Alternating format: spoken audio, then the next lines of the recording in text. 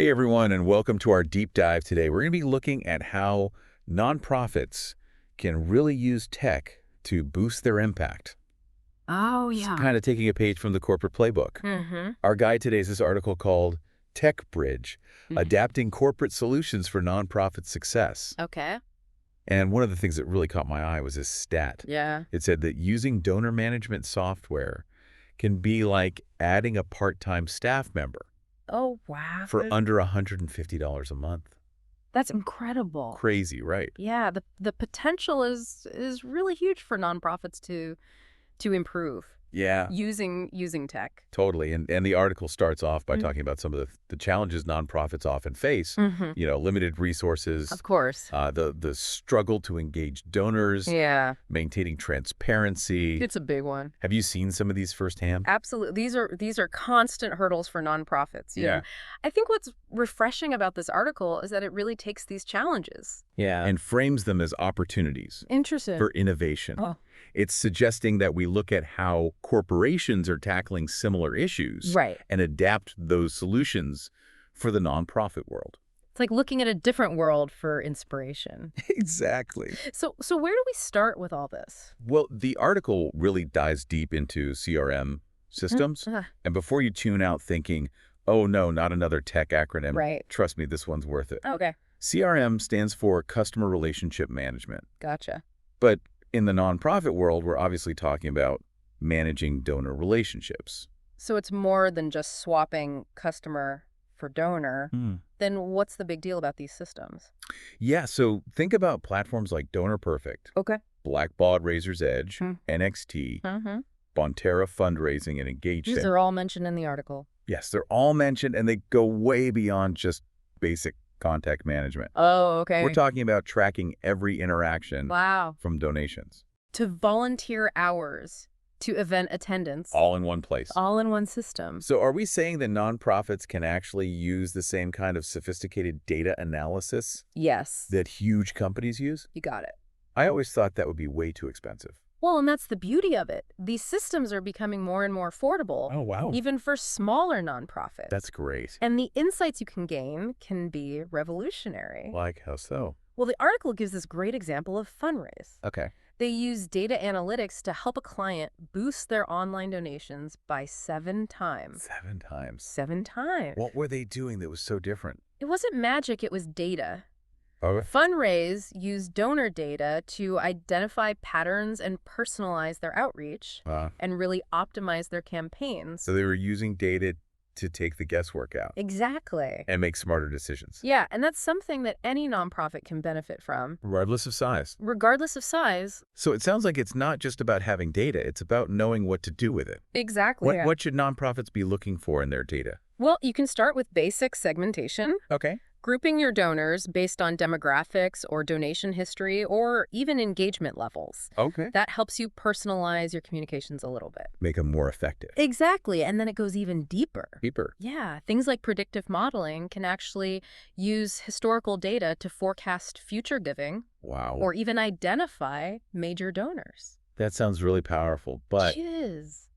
doesn't all this data analysis raise some concerns about privacy? Absolutely. How can nonprofits make sure they're being responsible with all this information? Yeah, the article talks about that too. Okay. Nonprofits need to be transparent about how they collect and use data, obtain proper consent from donors, Right. and just prioritize data security overall. Makes sense because it's about building trust, right? Exactly. Trust is fundamental to any strong donor relationship. Couldn't agree more. And speaking of building relationships, Yeah. the article also talks about automation as a way to kind of streamline all this communication, Right. free up some staff time. Instead of sending out hundreds of thank you emails manually Yeah. or event reminders, you can actually automate those processes. Right. Make sure you have that consistent communication. Without burning out your team. Exactly. But I guess I worry, wouldn't that feel a little impersonal? Well, Like donors might not like getting these generic automated messages. I see what you mean, but that's where the real power of automation comes in. Okay. Platforms like Charity Engine, which the article mentions, allow for personalization at scale. How does that work? So you can segment your audience. Okay. You can tailor messages based on donor preferences. Oh, that's nice. You can even trigger automated responses based on specific actions. Oh, wow. So it's like Like if they make a donation or if they sign up for a volunteer opportunity. it's like having a virtual assistant working 24/7 to build those relationships. Exactly. And the article mentions some really impressive results, too. Wow. Charity Engine, for example, they helped nonprofits increase monthly revenue by up to 30% Wow. through their automation technology. 30%. Yeah, that's a game changer. Especially for smaller organizations. Especially for smaller organizations with limited resources. Yeah. Definitely levels the playing field. Right. But the article also talks about this platform called Help You Sponsor. Oh, yeah. Help Me Sponsor is interesting. What's different about them? They focus specifically on sponsorship and fundraising management. Oh, They offer a suite of tools to really streamline everything. like what? From finding and securing sponsors Wow. to managing donor relationships to running those fundraising campaigns. So it's kind of a one-stop shop for all things Pretty much. sponsorship and fundraising. Yeah. But does it actually work?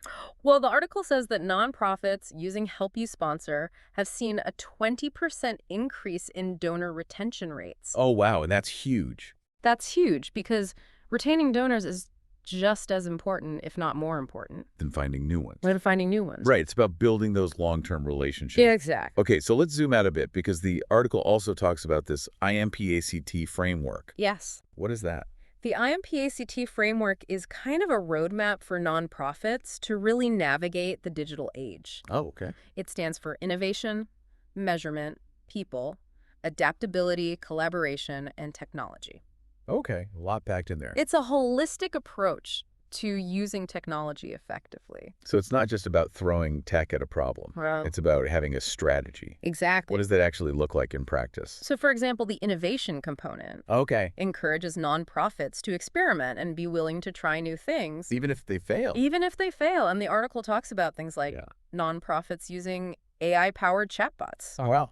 for donor engagement or personalized funding recommendations based on donor interests. So really embracing innovation Yeah, to engage donors. exactly. What about adaptability? Adaptability is all about being, nimble and responsive to change. Yeah. The whole landscape of philanthropy is constantly evolving. For sure. And nonprofits need to be able to adjust their strategies accordingly. Yeah, like how have you seen that play out?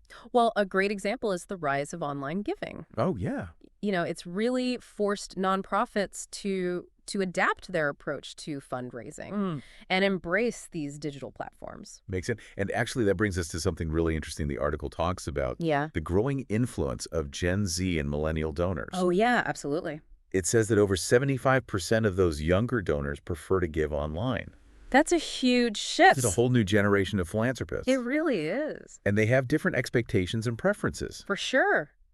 So how can nonprofits really connect with these tech-savvy donors? Well, I think it requires a shift in mindset. Nonprofits need to meet those donors where they are. Online. Online, exactly. So that means embracing digital channels, Right. creating engaging online experiences, and really using technology to personalize that communication Right. and demonstrate impact. So what does that look like practically? Well, think mobile-friendly donation pages, Okay. interactive storytelling, social media campaigns that really resonate with their values. It's about speaking their language Yeah, not just about the technology itself. It's No, about how it's used. to build those relationships. Exactly. If we had to sum all this up into one key takeaway for our listeners, Yeah. what would it be? I think the main takeaway is that the line between the corporate and nonprofit worlds is really blurring when it comes to technology. Interesting. And the tools and strategies that were once exclusive to these big businesses are now accessible to nonprofits of all sizes. And that's pretty empowering. It's incredibly empowering. It really levels the playing field. It does. Gives them the resources they need Exactly. to achieve their missions. And by embracing these advancements, Yeah. they can improve their operations, deepen their impact, and really create lasting change. Well said. This has been such a thought-provoking conversation. It has. It's amazing to see how technology can really empower nonprofits. Yeah, it's an exciting time to be in the nonprofit sector. I'm inspired. Me too. Thanks for joining us on this journey, and of course, a huge thank you to our listeners for diving in with us. Until next time, keep exploring, keep learning, and keep making a difference.